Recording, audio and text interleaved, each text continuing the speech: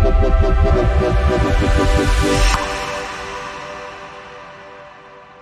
learners, how are you? Welcome to Buddy Tech. आज basics of C plus plus programming language में हम बात करेंगे वेरिएबल्स के बारे में। तो वेरिएबल्स क्या होते हैं, ठीक है। Variables are the named memory location और मेमोरी सेल। अब नेम्ड मेमोरी लोकेशन का क्या मतलब है, ठीक है। नेम्ड मेमोरी लोकेशन का मतलब ये है कि हमारे पास एक ऐसी मेमोरी लोकेशन, एक ऐसा कंटेनर है जिसका कोई नेम है और हम वहाँ पर डाटा स्टोर कर रहे हैं। फॉर एग्जाम्पल, अगर आपको कोई बुक स्टोर करनी है, आपको कोई टॉय कहीं पर रखना है, तो आप क्या करते हो, उसके लिए कंटेनर ढूंढते हो, कोई प्लेस ढूंढते हो जहाँ पर आपने उसको रखना होता है, ठीक है। तो क्या होगा कि वेरिएबल्स भी प्रोग्रामिंग लैंग्वेज में ऐसे ही है कि हमने किसी वैल्यू को स्टोर करना है, हमने डाटा को स्टोर करना है, इन्फॉर्मेशन को स्टोर करना है, और ये सारे काम हम वेरिएबल्स के थ्रू ही करते हैं।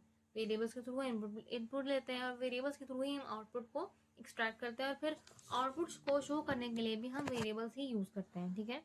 तो अगर हम बात करें कि वेरिएबल्स क्या है, तो बेसिकली क्या है, ये नेम्ड मेमोरी लोकेशन है, ये मेमोरी सेल है जहाँ पर हम ये वैल्यू स्टोर करते हैं। अब एक और बात जो वेरिएबल्स के बारे में है, जैसे कि नेम जाहिर करता है ना कि वेरिएबल है, इसका मतलब है कि ये चेंज हो सकता है, बट इसका नेम चेंज नहीं हो सकता। फॉर एग्जाम्पल, अगर मैं कहती हूँ कि माई एज, ठीक है, माई एज एक वेरिएबल है, उसकी वैल्यू जो है वो 20 है, ये 21 है, तो हमारे पास उसकी वैल्यू हम इंक्रीमेंट भी कर सकते हैं, हम उसमें ऐड भी कर सकते हैं, हम उसमें सब्ट्रैक्ट भी कर सकते हैं, ठीक है। तो आफ्टर परफॉर्मिंग डिफरेंट ऑपरेशन हम उसको चेंज कर सकते हैं, बट हम वेरिएबल का नेम चेंज नहीं कर सकते, ठीक है। वो वेरिएबल का नेम सेम ही रहेगा। और वेरिएबल जो है बेसिकली हमारे पास रैम में स्टोर हो जाते हैं, जो कि एक टेम्पररी मेमोरी है, ठीक है। और जैसे ही हमारे जो प्रोग्राम है वो एग्जीक्यूट होता है, तो जो वेरिएबल है वो ऑटोमेटिकली प्रोग्राम से रिमूव हो जाता है, ठीक है, यानी मेमोरी को वो एम्प्टी कर देता है। तो नेक्स्ट हमारा जो डाटा है वो एग्जीक्यूट होने लग पड़ता है। इसका मतलब क्या है कि वेरिएबल जो है वो टेम्पोररी क्यों होते हैं, ठीक है। टेम्पोररी से मुराद क्या है कि हमारे पास ये परमानेंटली स्टोर नहीं होते। जैसे प्रोग्राम एग्जीक्यूट होगा, उसकी एग्जीक्यूशन एंड हो जाएगी, तो ऑटोमेटिकली ये मेमोरी से रिमूव हो जाएगा, ठीक है। अब इधर बताया हुआ कि मार्क्स है। अब हमारे पास वेरिएबल्स को हम कैसे लिखते हैं, तो उसके लिए हमारा वेरिएबल का नेम होता है, हम कोई भी नेम रख सकते हैं, उसके बारे में हम फर्दर रूल्स पढ़ेंगे अभी कि कौन कौन से रूल्स होते हैं, ठीक है। हमारे पास वेरिएबल का एड्रेस होता है, जैसे हमने बात की है ये मेमोरी लोकेशन है, तो उस मेमोरी लोकेशन का कोई ना कोई एड्रेस तो होगा। अब आपने किसी चीज़ को स्टोर किया है किसी कंटेनर में, तो ऑब्वियसली कोई ना कोई प्लेस, कोई मेमोरी लोकेशन होगी कि इस रूम में आपने इस टॉय को रखा है, ठीक है। तो ये चीज़ है। तो जो कंटेनर है वो आपका वेरिएबल है, उसका जो नेम है वो वेरिएबल है। टॉय बेसिकली क्या है, उसकी वैल्यू जो आपने उसको असाइन की है, और जो मेमोरी लोकेशन है वो रूम होगा, ठीक है। अब कंप्यूटर मेमोरी हमारे पास ये बेसिकली कंप्यूटर की मेमोरी में स्टोर होता है, और अगर आप किसी भी टॉय की किसी बुक की एग्जांपल लेते हैं, तो क्या होगा कि वो हमारा रूम होगा, ठीक है। और फिर हम क्या करेंगे, जो हमारा टॉय है, ठीक है, वो हमारे पास कंटेंट होगा वेरिएबल का। देन हम बात करते हैं डिक्लेरेशन ऑफ वेरिएबल्स की, कि हम किस तरह से डिक्लेरेशन करते हैं। अच्छा, डिक्लेरेशन का मतलब ये होता है कि हमारे पास हमने किसी वेरिएबल को डाटा टाइप बतानी है, कि हमारे वेरिएबल की डाटा टाइप क्या होगी, और उसका हमने नेम असाइन करना होता है। ये काम हमने वेरिएबल को यूज करने से पहले करना होता है, ताकि हम बता दें कि हमारे वेरिएबल का ये नेम है और इसकी ये डाटा टाइप है। जैसे कि हम डाटा टाइप्स के बारे में लास्ट लेसन में पढ़ चुके हैं कि हमारे पास डिफरेंट टाइप्स की डाटा टाइप्स होती हैं, ठीक है। इसमें हम इंट की बात करते हैं, इंटीजर की बात करते हैं, फ्लोट है, रियल है, ठीक है, हमारे पास डबल है, कैरेक्टर की डाटा टाइप है। हमने इनकी बात की हुई है, ठीक है। तो इनको हम कैसे डिफाइन करेंगे, क्या हम करेंगे कि हमारे पास जो है वो ये हमारे पास डिक्लेयर हो जाए, हमें पता हो कि हमारा वेरिएबल का नेम ये है, और हमने जो है वो उसको ये वाली डाटा टाइप दी है, ठीक है। Declaration of the variable can be done anywhere in the programme before it's use. जैसे कि मैंने बताया है कि पहले जब आपने किसी चीज को यूज करना है, ठीक है, तो उससे पहले ही आप जो है वो इसको असाइन करेंगे, आप इसको जो है वो डिक्लेयर करेंगे। What happens when the variable is declare. अब क्या होता है जब वेरिएबल को हम डिक्लेयर करते हैं, बेसिकली जब हम वेरिएबल को डिक्लेयर करते हैं तो हमारे पास उसकी डाटा टाइप और उसका नेम आता जाता है, ठीक है। अब डाटा टाइप हमें बताती है कि हमारे जो वेरिएबल है उसकी क्या क्या कैपेसिटी है। फॉर एग्जाम्पल, अगर हमारा कोई वेरिएबल इंटीजर टाइप का, तो वो उसको उसी लिमिट के अकॉर्डिंग मेमोरी में स्टोर कर देती है और बताती है, और कंप्यूटर को बताता है, ये वेरिएबल कंपाइलर बताता है कि ये जो डाटा टाइप है ये इंटीजर है, और इसकी वैल्यू जो है वो यहाँ से लेके यहाँ तक होगी। इसका मतलब क्या है कि यहाँ पर अब कैरेक्टर टाइप्स की डाटा स्टोर नहीं होगा, ठीक है। तो स्पेसिफिकेशन दे देते हैं हम किसी भी वेरिएबल को कि हमारी डेटा टाइप ये है और इसके अंदर यही वैल्यू स्टोर होगी। तो हमारे पास पहले से हम बता देते हैं कंपाइलर को कि भाई हमें तो यही चाहिए इसके अंदर, ठीक है। नेक्स्ट हम बात करते हैं अब हम बात करते हैं कि हम डिक्लेयर कैसे करें वेरिएबल को, ठीक है। हमने बात तो कर ली कि हमारे पास क्या होता है डिक्लेरेशन, कि हमने डेटा टाइप असाइन करनी है और हमने जो है वो उसका नेम असाइन करना है कि हमारा क्या नेम होगा, ठीक है। लेकिन अब उसका क्या सिंटेक्स होगा, उसका सिंटेक्स ये है कि हमने सबसे पहले क्या करना होता है कि डेटा टाइप लिखनी होती है। डेटा टाइप हमारे पास क्या होती है, हम कह सकते हैं कि डेटा टाइप हमारे पास कोई भी डेटा टाइप है, लाइक हम कह सकते हैं कि हमारे पास इंटीजर है, ठीक है, हमारे पास फ्लोट है, कैरेक्टर है, डबल है, ठीक है। So these all are the data type. फिर हम बात करते हैं कि हमने वेरिएबल का नेम लिखना होता है कि हमारे वेरिएबल का क्या नेम होगा। हमने एज स्टोर करनी है, ठीक है, हमने अपना नेम स्टोर करना है, हमने एड्रेस स्टोर करना है। सो एनीथिंग जो आप स्टोर करना चाहते हो वो आपने लिखनी है, ठीक है। सो कैसे करेंगे कि how to declare a variable, तो सबसे पहले हम क्या करेंगे, डेटा टाइप लिखेंगे और देन हमारे पास उसका वेरिएबल का नेम आ जाएगा। सो this is example int my age. So it is a declaration, ये बेसिकली जो है वो डिक्लेरेशन है जो हम C++ में किसी भी वेरिएबल की कर रहे हैं। नेक्स्ट हम बात करते हैं rules for naming the variables in C++। जैसे हमने बात की थी कि आइडेंटिफायर्स को जब हम इनिशियलाइज करते हैं या हम उनको यूज करते हैं, तो जो रूल्स हमने लास्ट लेक्चर में रीड किए थे वही रूल्स हमारे जो है वो वेरिएबल्स को डिक्लेयर करने के होते हैं। बट फर्दर हम इसमें बात कर लेते हैं कि पहला कैरेक्टर जो है वेरिएबल का वो अल्फाबेट होना चाहिए और अंडरस्कोर होना चाहिए, ठीक है।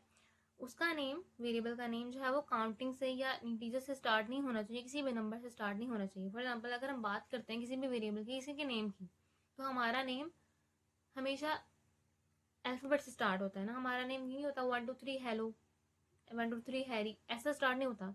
हमारा जो नेम है हमेशा वो कैसे स्टार्ट होता है, अल्फाबेट से। और वेरिएबल्स की केस में C++ में हम अंडरस्कोर भी यूज कर सकते हैं, ठीक है। अब हमारे पास कैरेक्टर कौन कौन से आ सकते हैं, यहाँ पर हम अल्फाबेट यूज कर सकते हैं, हम यहाँ पर अंडरस्कोर यूज कर सकते हैं। इसके अलावा हम अपर केस लोअर केस दोनों तरह के कैपिटल लेटर और स्मॉल लेटर यूज कर सकते हैं नेम्स के लिए। उसके अलावा हम काउंटिंग भी यूज कर सकते हैं, बट काउंटिंग मैंने बात की कि स्टार्ट में नहीं आएगी, ठीक है। फॉर एग्जाम्पल आप कह सकते हैं कि इस तरह like int my two name, ठीक है। So this is okay, but int two my name, this is wrong, okay, this is okay and this is not okay, okay, that is the main difference कि हमने जो है वो start alphabet से करना है और हमने ये टू मतलब इंटीजर जो है या कोई भी नंबर हमने स्टार्ट में नहीं लगाना। फिर हमारी एक और बात है कि हमने ब्लैक स्पेस नहीं रखनी, ठीक है। हम वेरिएबल का नेम इस तरह नहीं रख सकते कि int my name, this is not a name, ठीक है। सो ये it would be wrong, okay. हमने पहले बात की है लास्ट लेक्चर में। उसके अलावा हम बात करते हैं कि स्पेशल कैरेक्टर्स वगैरह हम यूज नहीं कर सकते, ठीक है। This is already we have discuss in the last lecture. फिर रूल्स, उसके बाद हम बात करते हैं कि वेरिएबल्स की इनिशियलाइजेशन क्या होती है, ठीक है। अब वेरिएबल को हमने डिक्लेयर कर दिया, ठीक है, ये हमने वेरिएबल को जो है वो डिक्लेयर कर दिया यहाँ पर, ठीक है, कि हमने इंटीजर करना है माई नेम आई एज। हमने पहले बात की थी वेरिएबल क्या होता है, हमारे पास एक कंटेनर होता है, तो कंटेनर में कोई ना कोई वैल्यू तो स्टोर करनी होती है, ठीक है।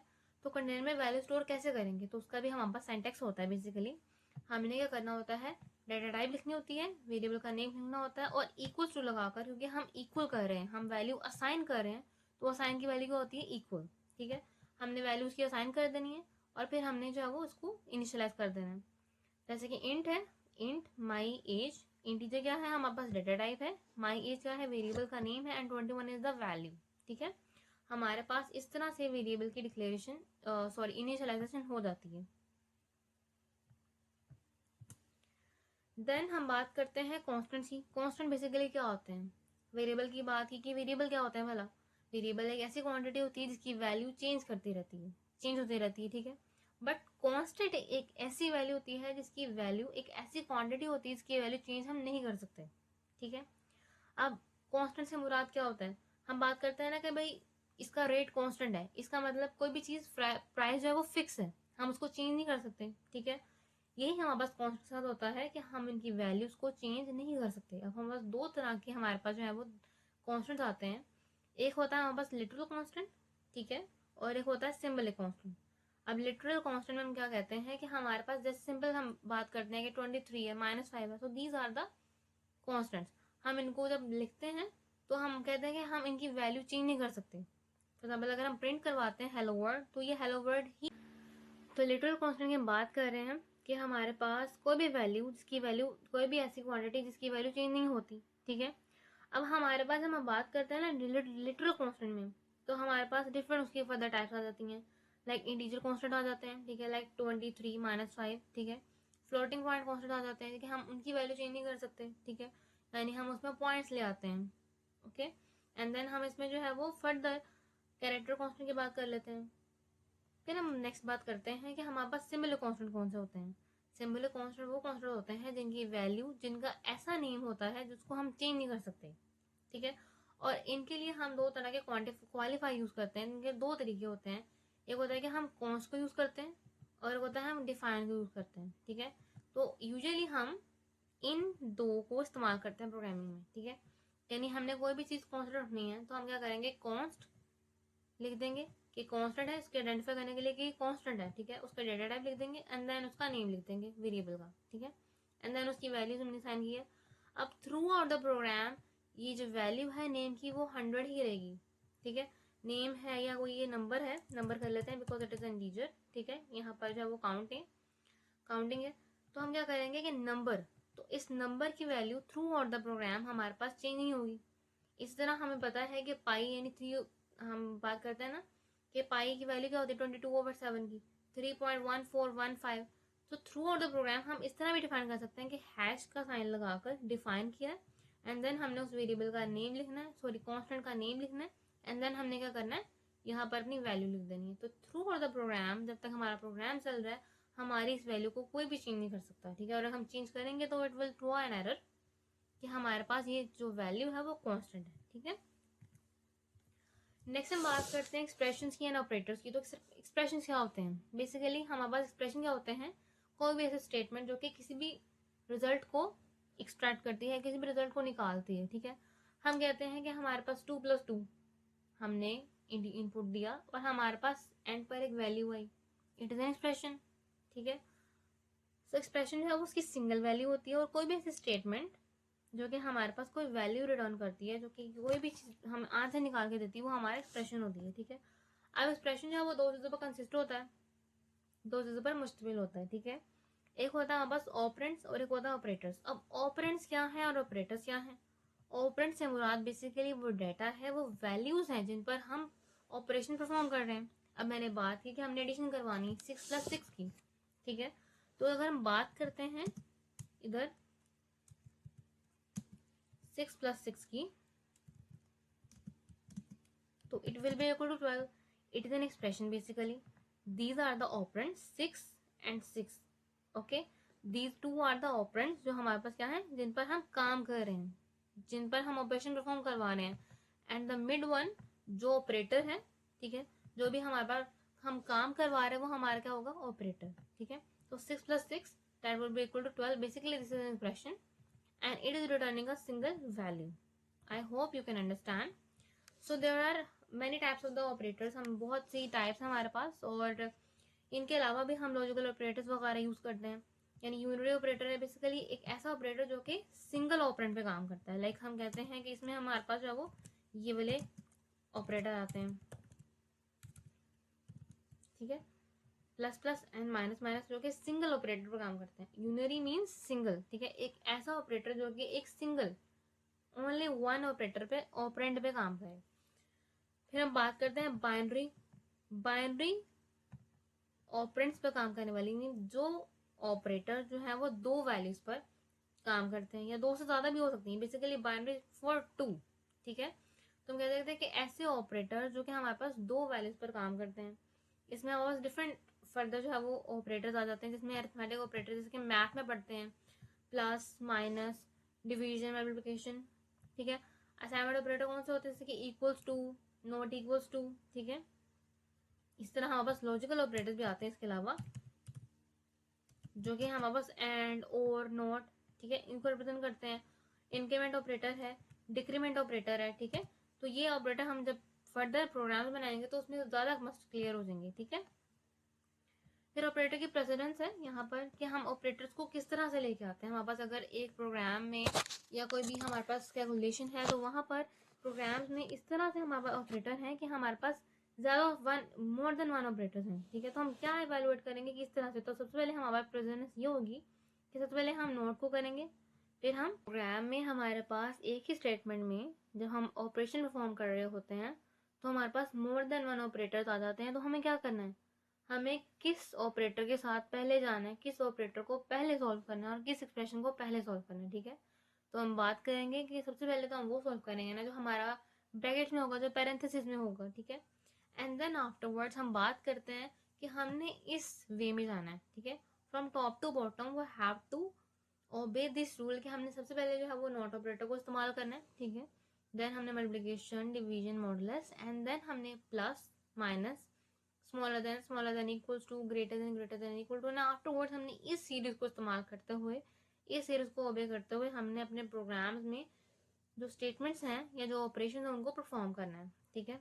और इसी तरह से हम अपने स्टेटमेंट को परफॉर्म करेंगे और इसी तरह कंप्यूटर जो परफॉर्म करता है, ठीक है। नेक्स्ट हम बात करते हैं कमेंट्स की। तो क्या कमेंट्स हैं, ठीक है। व्हेन वी से दैट के commenting is very important in the program. Basically comments जो है वो ऐसे स्टेटमेंट्स हैं जो कि हम एग्जीक्यूट नहीं करवाते हैं। हमारे प्रोग्राम की स्टेटमेंट्स नहीं होती हैं ये, लेकिन हमारी प्रोग्राम में एग्जीक्यूट नहीं होती हैं। अच्छा, अगर उन्होंने एग्जीक्यूट ही नहीं होना तो हमें लिखने की क्या ज़रूरत है। These are for the help of the programmer.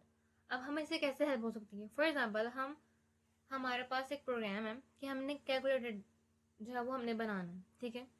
अब हम कैलकुलेटर में डिफरेंट फंक्शन बनाते हैं, ठीक है, कि हम एडिशन का बनाते हैं, सब्ट्रैक्शन का बनाते हैं, मल्टीप्लिकेशन है, डिवीजन है।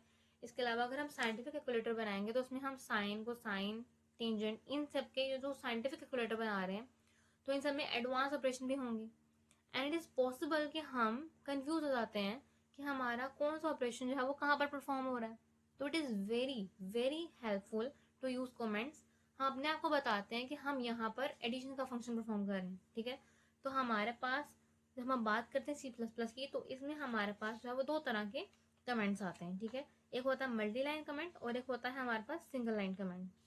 फर्दर जब हम प्रोग्राम्स बनाएंगे तो हम ज़रूर इन कमेंट्स का इस्तेमाल करेंगे बिकॉज ये हमारे ही ईज के लिए हैं, ठीक है। और अगर हम सिंगल लाइन कमेंट की बात करें तो वो कुछ ऐसे होते हैं, ठीक है, डबल स्लैश, ठीक है। अगर हम मल्टी कमेंट्स की बात करें तो वो कुछ ऐसे होते हैं, ठीक है। अन्य हमारी जो है वो स्टेटमेंट्स होती हैं जो हमने ये, ठीक है। तो दिस इज ऐड फंक्शन, ठीक है। एंड हम यहाँ पे लिखेंगे कि दिस इज सब फंक्शन, ठीक है। सो एज इट इज हम जो है वो अपनी इसके लिए लिख देंगे कि हमारा जो भी फंक्शन परफॉर्म हो रहा है तो ये इसलिए काम कर रहा है, हमारा ऐड फंक्शन है तो इसलिए काम कर रहा है। लेकिन जब हमारा प्रोग्राम एग्जीक्यूट होगा तो ये लाइंस प्रिंट नहीं होंगी क्योंकि ये लाइंस हमारे लिए हैं और हमारी इसके लिए बनाई गई हैं, ठीक है। आज की वीडियो के लिए इतना ही। Till then keep learning and take care. Thanks for watching and subscribe our channel.